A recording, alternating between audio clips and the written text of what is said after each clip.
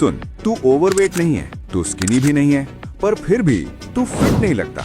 शीशा देख के लगता है बॉडी लटक रही है, सॉफ्ट है, बेजान है। और सबसे बुरा क्या है पता है? तू समझ ही नहीं पा रहा कि प्रॉब्लम एग्जैक्टली है क्या। लोग सिंपल बात बोल देते हैं, ओवरवेट हो तो फैट लॉस कर, स्किनी हो तो मसल गेन कर, पर तू बीच में अटका हुआ है, न इधर का न उधर का।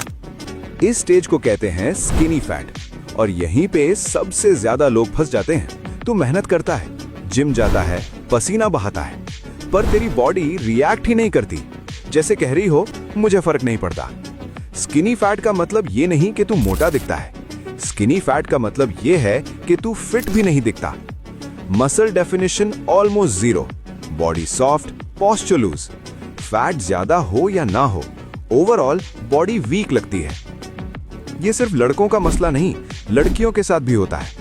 और अक्सर ये प्रॉब्लम वहां से शुरू होती है जहां तू सिर्फ स्केल पे नंबर कम करने पे फोकस करता है।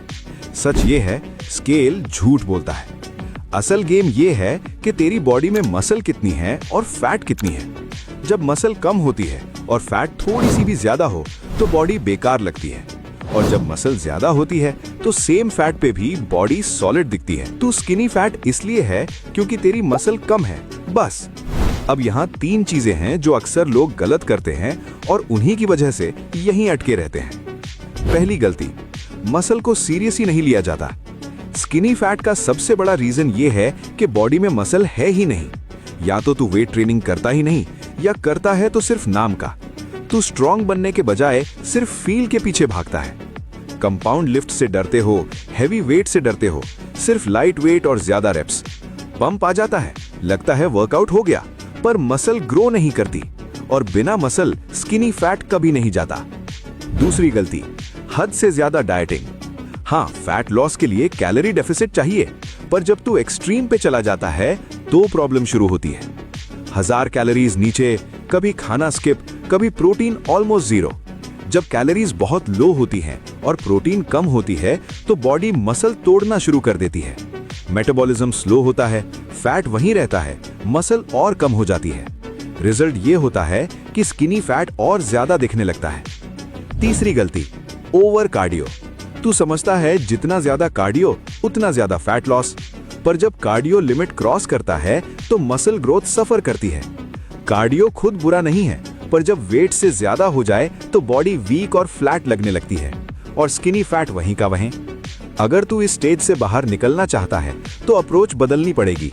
सबसे पहले फोकस स्ट्रांग बनने पे होना चाहिए। वेट ट्रेनिंग को प्रायोरिटी बना, टाइम के साथ वेट बढ़ा, हर वीक थोड़ा स्ट्रांग बनने की कोशिश कर। कंपाउंड लिफ्ट्स पे फोकस रख, स्क्वाट, बेंच, डेडलिफ्ट। एक ही प्रोग्राम को महीनों तक फॉलो कर। हर वीक एक्सरसाइज चेंज करना बंद कर। पंप अच्छा लगता है, पर स्ट्रेंथ जरूरी है। कार्डियो को लिमिट में रख। अगर रोज घंटों कार्डियो कर रहा है तो बॉडी को रिकवर का टाइम ही नहीं मिलता। वेट्स पे फोकस रख, कार्डियो सिर्फ सपोर्ट के लिए रख।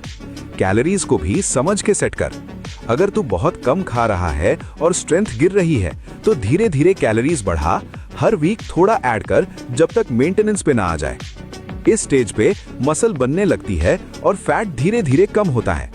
अगर फैट ऑलरेडी ज्यादा है तो पहले कंट्रोल्ड कट कर, एक्सट्रीम मत जा।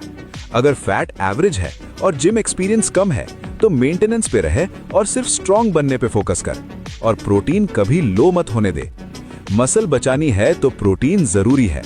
स्किनी फैट कोई कर्स नहीं है, ये सिर्फ एक स्टेज है, और जो बंदा इस स्टेज पे सही डिसीजंस ले लेता है वही असली ट्रांसफॉर्मेशन देखता है।